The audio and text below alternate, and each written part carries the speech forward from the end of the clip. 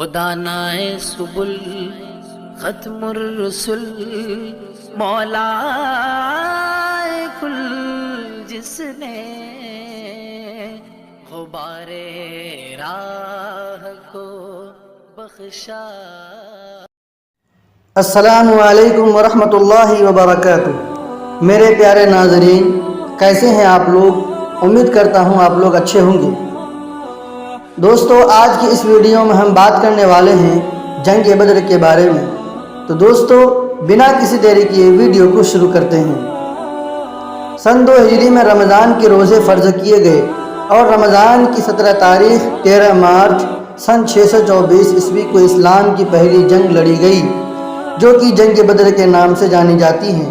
یہ وہ دور تھا جب پیغمبر اسلام حکم الہی لوگوں کو بتایا کرتے تھے اور ایک اللہ کی عبادت کرنے کو کہا کرتے تھے، جس کی وجہ سے مکے کے لوگ ان کی جان کے دشمن بن گئے تھے اور آپ کو آخرکار ہجرت کر کے مکے سے مدینہ آنا پڑا، اور آپ کے ساتھ آپ کے چند جانثار ساتھی بھی شامل تھے، اور یہ سبھی عبادت الہی کیا کرتے تھے، نماز پڑھا کرتے تھے، تمام تکلیف کے باوجود صبر کیا کرتے تھے، مگر خود آگے بڑھ کر کبھی لڑائی نہیں کی۔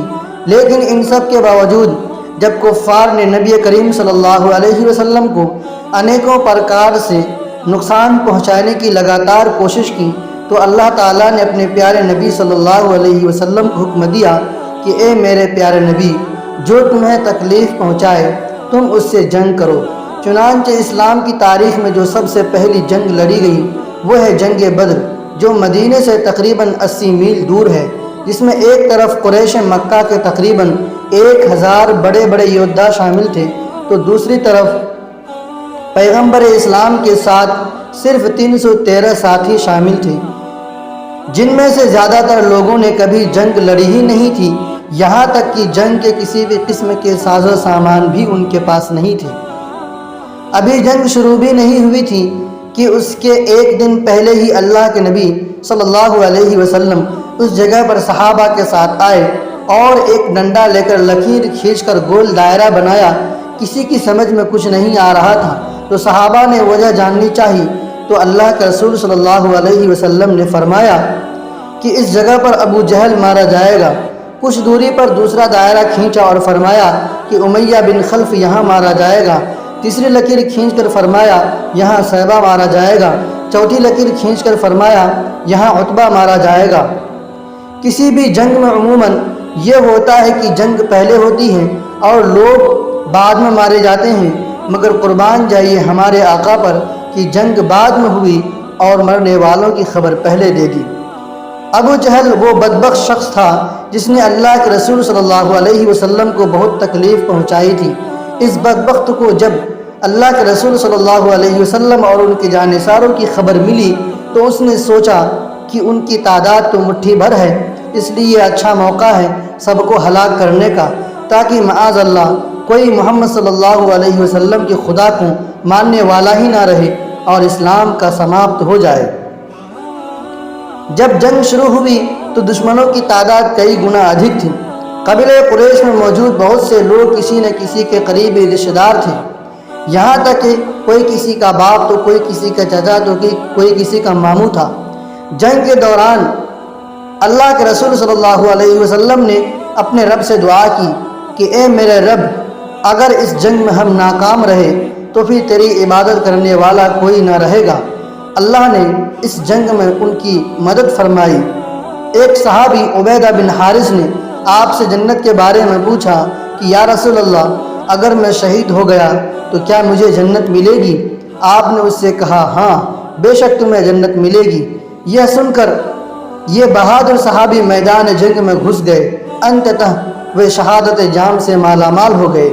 اچانک جنگ کے دوران معاذ اور معوذ نام کے 2 بچے آتے ہیں، ایک 10 سال کا اور دوسرا 12 سال کا۔ دونوں بچوں نے حضرت عبد الرحمن بن عوف سے ابو جہل کے بارے میں پوچھا۔ انہوں نے ان بچوں سے کہا کہ تم کیوں پوچھ رہے ہو؟ بچے جنگ سے دور رہیں۔ ان بچوں نے جواب دیا، اس گستاخ نے ہمارے نبی کو ستایا ہے، اس لیے ہم لوگ اس کا بدلہ لیں گے۔ یہ کہتے ہوئے دونوں ہاتھ میں تلوار لیے وہ دشمنوں کے لشکر میں گھس گئے۔ وہ ابو جہل تک پہنچے اور ایسا مارا کہ وہ زمین پر گر کے تڑپنے لگا۔ ابو جہل کو بھی یہ خبر لگ چکی تھی کہ محمد صلی اللہ علیہ وسلم نے اس کے مرنے کی جگہ کے بارے میں بتا دیا ہے۔ تب وہ اپنے ساتھیوں سے پوچھنے لگا کہ کیا یہ وہی جگہ ہے جہاں لکیر کھینچی گئی تھی؟ اس کے ساتھیوں نے کہا ہاں۔ تو وہ چھٹپٹاتے ہوئے دائرے سے باہر نکلنے لگا لیکن نہیں نکل پایا۔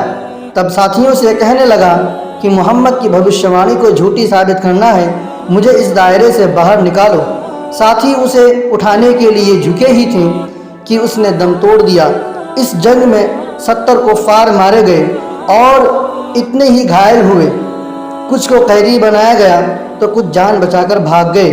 اللہ کے رسول صلی اللہ علیہ وسلم کی طرف سے جنگ کرنے والوں میں 6 مہاجر اور 8 انصاری شہید ہوئے اور آخرکار حق کی جیت ہوئی۔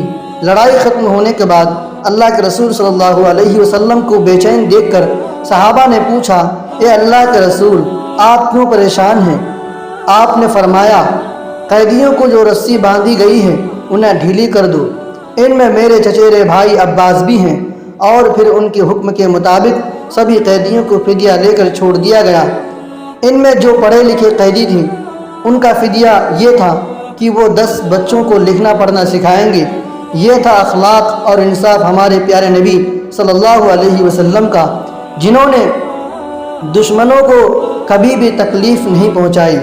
دوستو، آج کے لیے اتنا ہی، پھر ملیں گے نیکسٹ ویڈیو میں، تب تک کے لیے دیجیے اجازت، شکریہ۔